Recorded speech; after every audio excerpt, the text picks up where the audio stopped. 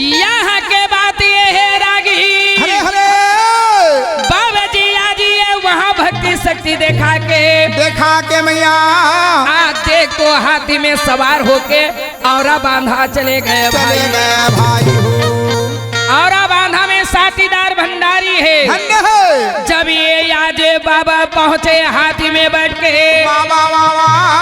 यहाँ के संत मन गुरु के आवत देख के हाँ आज बोले लगी का बोले भाई रागी हाँ सादा के झंडा है जय हो आज हाथी में बाबा जी बैठे हैं। बैठे है वो जगह में आज औरा बांधा के साथीदार भंडारी बाबा जी ला देखे लगी से चलो भाई हमार गुरु वंश जे आवत है गाँव के मजदूर मिल के जी गुरुदेव बालक दास बाबा ला याद प्रघा के लेगे लगी से भाई हो। वो जगह में आज सादा के सुंदर यास लगे हैं। जे माया आज गुरु बालक दास को बैठाने लगी आचरण धोके अमृत ले मैया संत महंत मन या दर्शन पावे भाई रागी वहाँ इस समय की याद ठाकुर की बस्ती है। हाँ मैया जब ये मन आके देखे लगी देख तो भाई ये हाथी में बैठ के आए है कहे मिया हो आज हाथी में बैठ के आए हैं। अच्छा और सब ये करिया जिस समय चरण धो के अमृत लेवा थे कहे अंग्रेज के या शासन है भाजी जय हो मैया जी आज ये समय गुरु ला हाथी में चढ़े देखे तो ये मलया ए मन सोचे लगी क्या बोले आज ये हमर रहत ला हाथी में बैठे है ये मन अपने विचार में ये लग रखेगा आज देख तो गुरु बालक दास के लिए सोचे है गुरुदेव तो आज इस समय की ये मना के कहे बाबा हम ये के शर्त में यहाँ तोर चरण मनाबो कहे का बताओ बेटा तय हमारे घर में भोजन पावेगा तब तो याद तोर हम चरियामृत लेबो बाबा जी लेबो कहे बाबा तब तो याद हम वहाँ चरियामृत लेबो कहे मैया आज गुरु बालक दास 10 अवतारी है कहे बेटा ये बात ला बोला था जगह अच्छा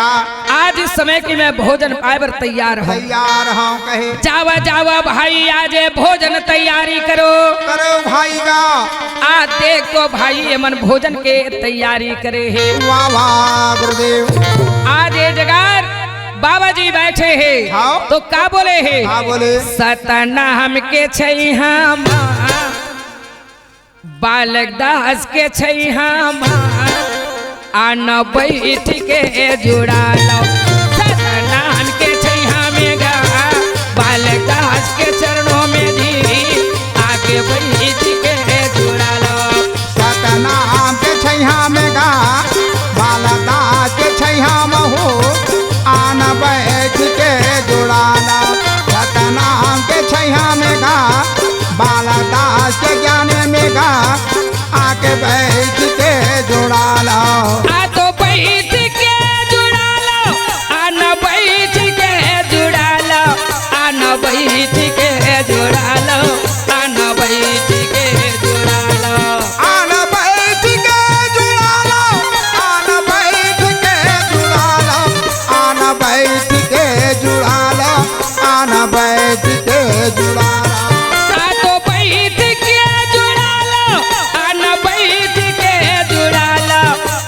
के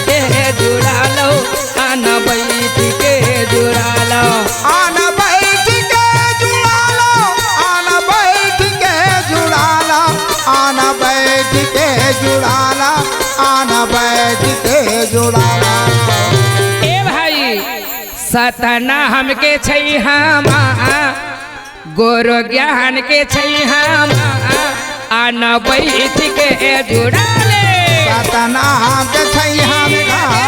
गोरो ज्ञान के गंगा महू आन बैठ के जुड़ा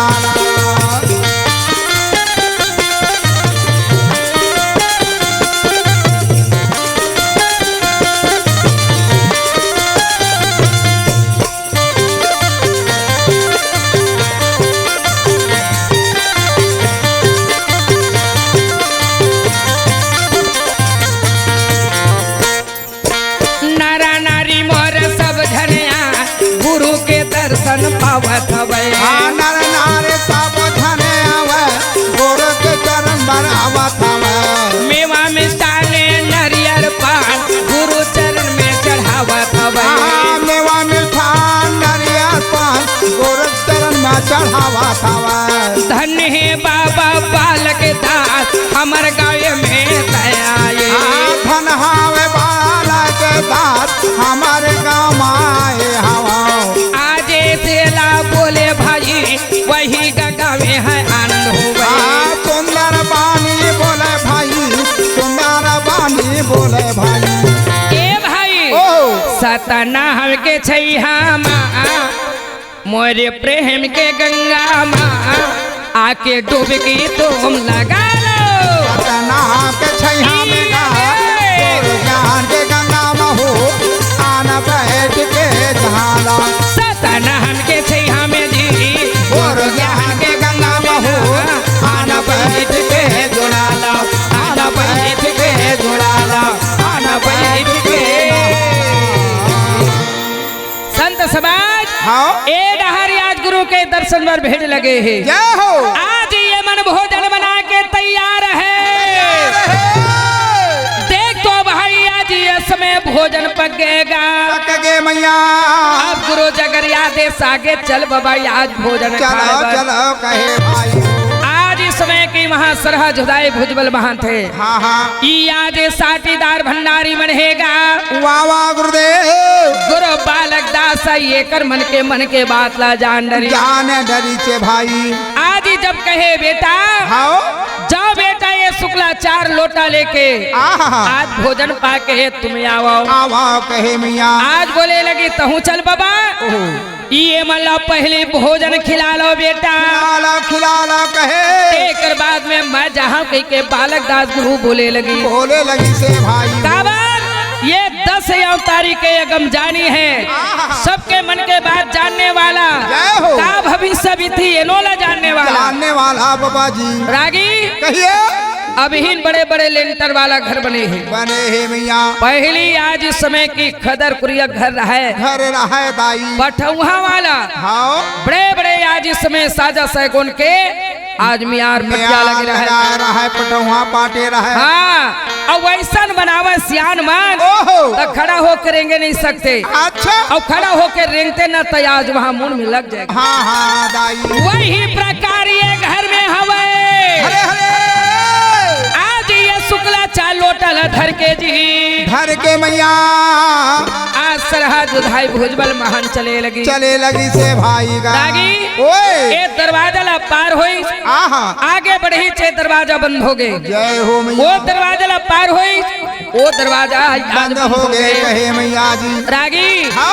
जैसे आज महाभारत के अंतर में द्रोणाचार्य आदि चक्र विहु बनाई बनाए रही से देख तो बालक कभी मनो आज वहाँ किला टोरा टोरा चले गए कहे मैया वही प्रकार आज ये मन है अंदर जाते दरवाजा बंद है आखिरी आज इस समय घर में आज एक वहाँ पर में भोजन बनाए हैं रागी कहिए बैरी मन के कामे का कहिबे भाई आज ये मला खाना परोसे खाना खाए बर बैठेगा जय हो मिया खाना खाए बर बैठे हैं संत समाज कोई मानो प्राणी अगर भोजन पावत है तो सिर ऊंचा करके थोड़े नहीं खाए अरे सिर नीचा होई तबे भोजन भोजन प्राप्त होई कोट खाट धरती गिरावे सतनाम पिताला भोजन देवे और भोजन दे के आज इसमें सरहा जुधाई भोजन खाए बर उठावे जब सतनाम को स्मर के भोजन दे है और भोजन खाए बर जब हाथ में उठाई पठाओ वहाँ के ऊपर में यहाँ चढ़े है रागी बाड़िया बाड़िया परछी भाला रख भैया बड़े बड़े परछे का भाला धरे भाई बड़े बड़े बरछी भाला है आज जब पठौहा से मारे लगी सराहा जोधाई मोर भोजवाला महान भैया सराहा जोधाएगा भोजवाला आजेगा भुंजा में पराना लगे भैया सुना लेना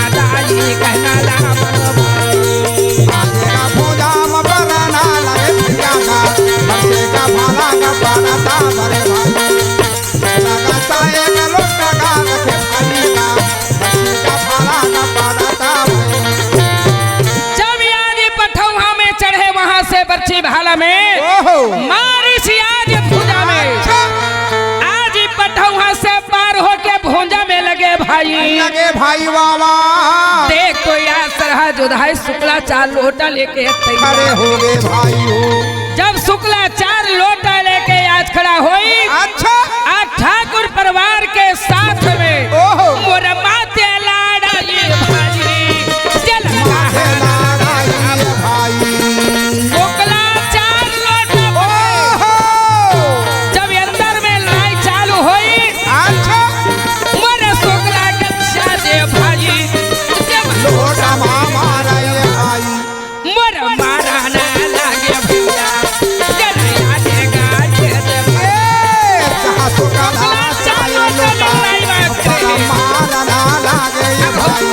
जहाँ तो काला चाहे लोटा पर लड़ाई जा कर ये भाई मोर हजारा ठाकुर भाई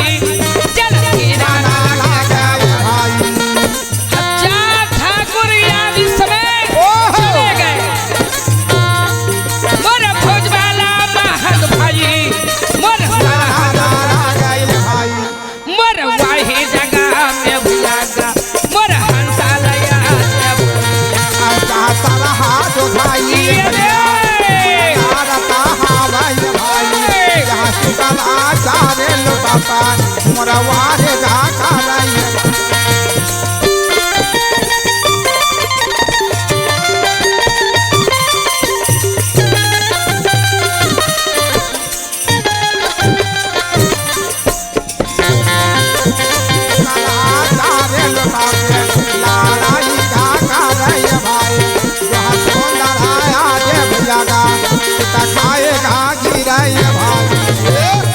शुक्ला 4 लोटा में लड़े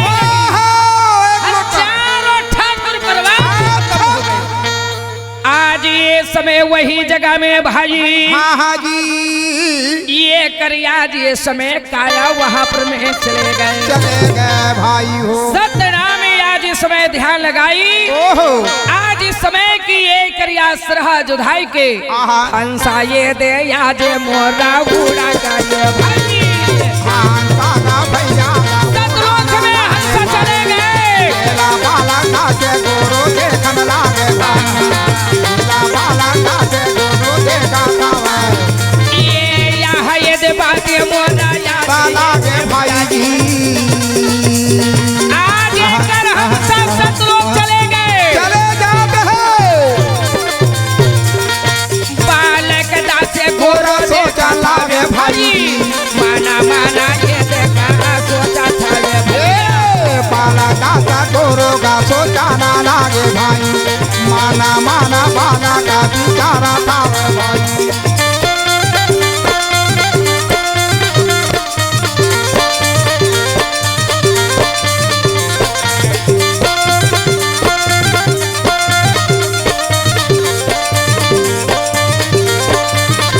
बाला का दासा गोरो सोचा था भाई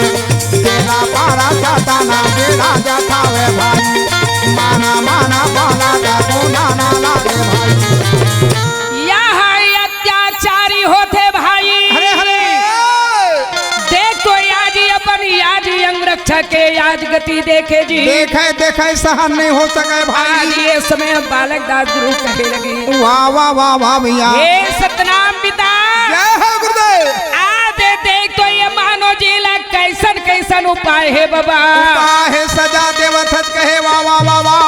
आज देख तो एक याद नहीं बचे हाँ हाँ गुरुदेव बाबा बालक दास जय हो दुनिया में जाके सतना में ध्यान करके आहा मैं आज ये गांव के ये बस्तीला बोले लगी कहे कहे भाई जावारे बैरी ये जगह यन या तू भी आज हर भरा नहीं रहे कहे नहीं रहे बाबा जी शब्द से बानी बोले आज अपन शब्द रूपी से बोल दी जय हो ए जगह में दुबी थे दुबी आहा अन्न के यहाँ अच्छा ना दुबी हरा भरा नहीं होए मत हो है कहे सतना में ध्यान करके आहा बाबा जी दोनों नेत्र को बंद करके पालथी मोड़ के बैठ गए बैठ गए सत्य ए बाबा कहिए सतगुरु सत्य के ज्ञान बता दे सतना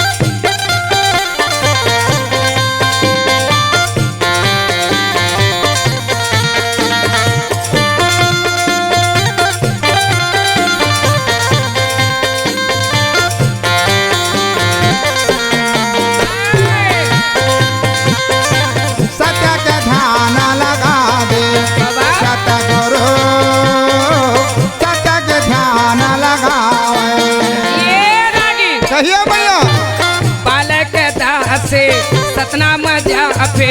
हंसाला साथ सिधाए साथ सिधावे बालक दास गुरु सतनाम में ध्यान करके आहा 10 अवतारी के ये बाबा जय हो आज 10 अवतारी के भविष्य जानने वाला बाबा गुरुदेव एक ठाठला छोड़ के आवत हो बाबा सतनाम आवत हाथ और कहे तोरे चरण में आवत हो बाबा आसन देवे आजे तोरे चरण मा आवत बाबा आसन देके आए अपन ठाठेला बाबा छोड़त है सतलोक याद जाए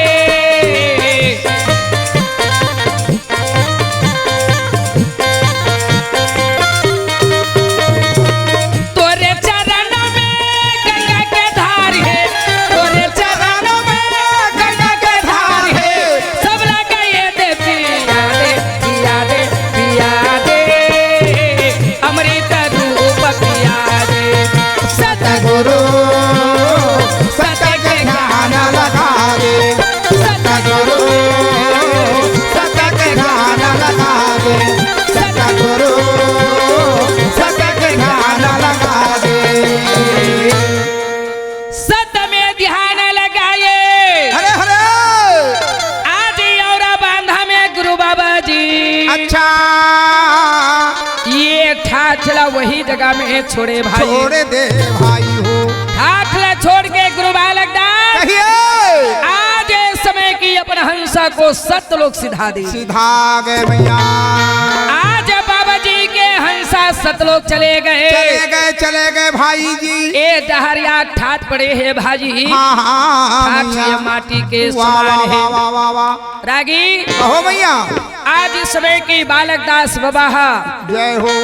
जन वो जगह में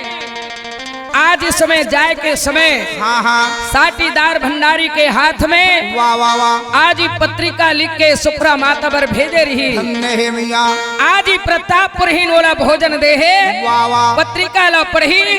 सुप्रा बोली तब बोली मैं बोला था तो मैं बोला था हाँ हाँ भैया आज ही वही समय भंडारपुरी के माटी उठा के ओहो आपस वो पत्रिका में लिख के बालक दास गुरुला दे दी धन्य है भैया बालक दास गुरुला साटीदार भंडारी दे है देगा तब बालक दास गुरुला जानकारी है सपुरा दाई बोला थे तब बोला थे आज प्रतापपुरहीन मैया बोला थे तब बोला थे बोलत ये है दोनों मोर एक समान है ओहो एक कह के बाबा जी आहा। आपस नहीं ये सतलोक सीधा गए भैया रागी। कहिए आज इस समय की वही जगह में ये मानो जी मल्ला कहे लगी का कहे सरहा भैया जुदाई के आज हंसा आहा आज इस समय लड़ने के बाद वाह वाह वो भैया जगह में चले गए जय तो हो बोले है बाबा जी ओहो चोला मोर माटिएगा काया मोर माटिए चोला मोर माटिएगा काया मोर माटिए चोला मोर माटी है गा काया मोर माटी है ना चोला मोर माटी है गा काया मोर माटी है ना ए देख चोला मोर माटिएगा काया मोर माटी है जय हो मैया कोई मोर माटी है जी काया मोर माटी है चोला मोर माटी है गा काया मोर माटी है ना चोला मोर माटी है गा काया मोर माटी है ना भाई बहिनी या दाई दादा दाई दादा यो भाई बहिनी जियत भर के साथी है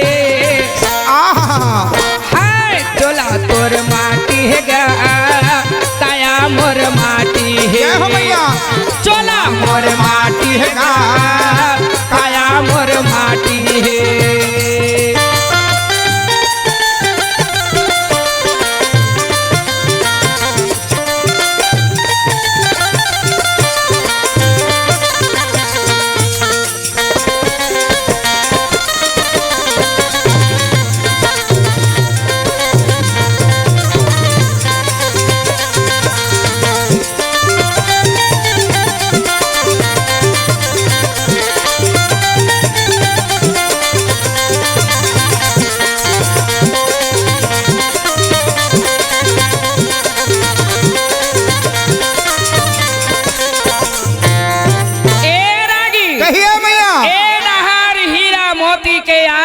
आहा तुमसे तो सुपेदी में सो जाओ। सो जा कहे मगर मियाँ। ये तन माटी है, माटी है।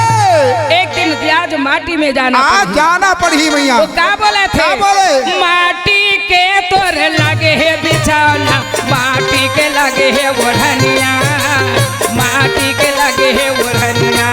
हाँ माटी के तोर लगे बिछौना, माटी के बने ओढ़निया, माटी लगे ओढ़निया।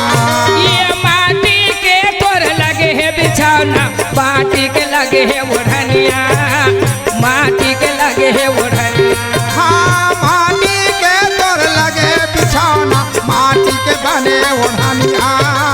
माटी के लगे ओढ़निया।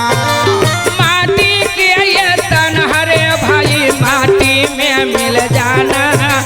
माटी में मिल जाना। माटी के तोर तन हरे भाई, माटी में मिल जाना, माटी में मिल जाना। माटी के लगे ओढ़निया, माटी के लगे बिछौना, आहा। और माटी के ये तनहा भाई माटी में मिल जाना। मिल जाना कहे आज काया हा ओह चोला तोरा माटी काया तोरे माटी है, चोला तोरा तोरे माटी है गा, काया तोरा माटी है ना, चोला तोरा माटी है गा, काया तोरा माटी है ना। दाई दादा तोरा भाई का बहिनी,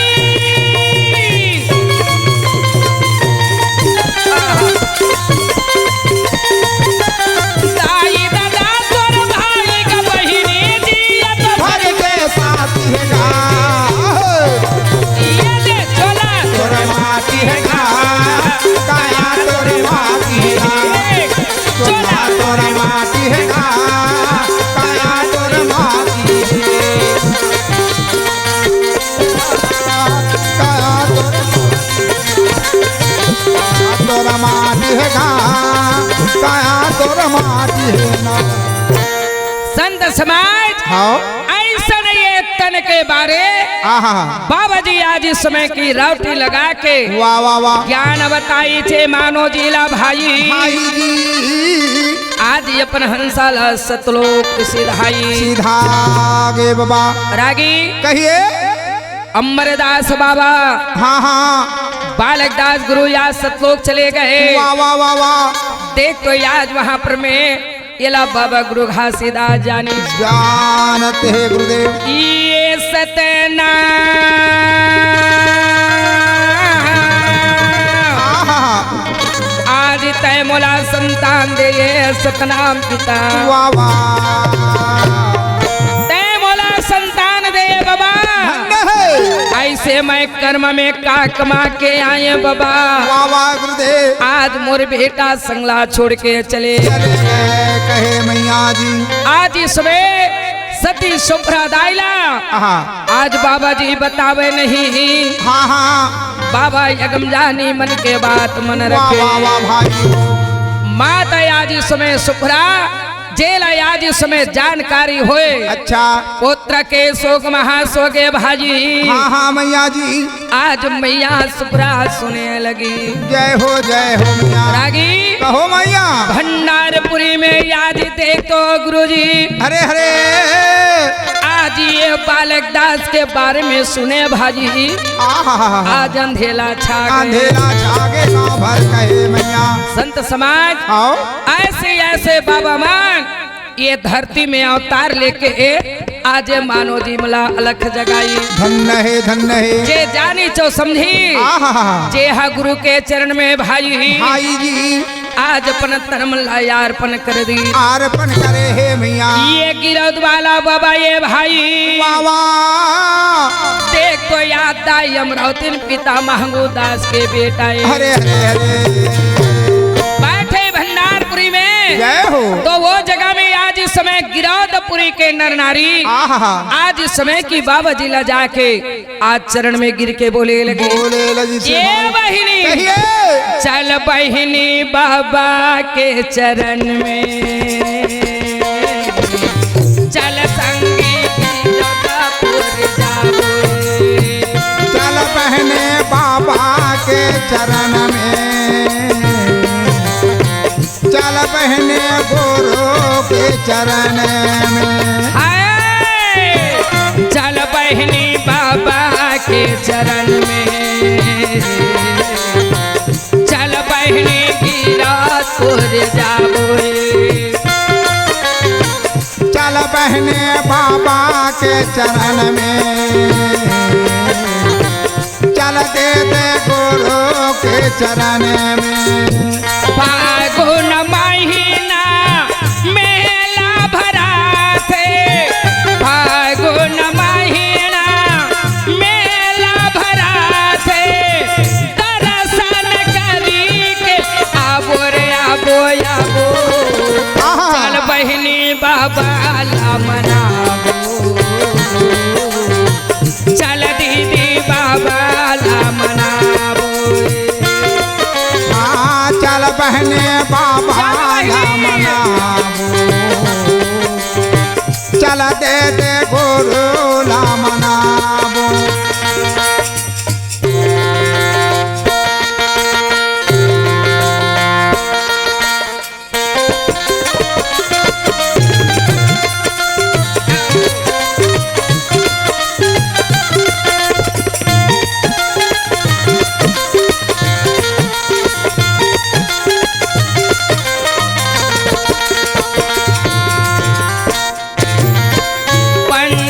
छठ के मेला भरा थे, साथ के झंडा लहरा थे। हाँ पंचमी छठ के मेला भरा थे, साथ के झंडा लहराते। पंचमी छठ के मेला भरा थे, साथ के झंडा लहरा थे। पंचमी छठ के मेला भरा थे, साथ के झंडा लहराते। जोरा कमीला सब नहा गया थे, बाबा के दादा सन पाथे। गाँव के सब नर नार गया के बाबा के दर्शन पाते। मना के मनाओ तिल जाके गभाई, गुरु के चरण में चढ़ाते। हाँ मन के मनाओ तिल जाके मनाबो, गुरु के चरण में चढ़ाबो। फागुन महीना में मेला भरा थे, फागुन महीना में मेला भरा थे, दर्शन करी के आबो आबो आबो। चल बहनी बाबा ला मनाबो, चल बहनी बाबा ला मनाबो। चल बहनी बाबा ला मनाबो, चल संगे बाबा ला मनाबो। बोलिए गुरु बालक दास की, बाबा गुरु घासीदास की, बोलिए सत्यनाम धर्म की।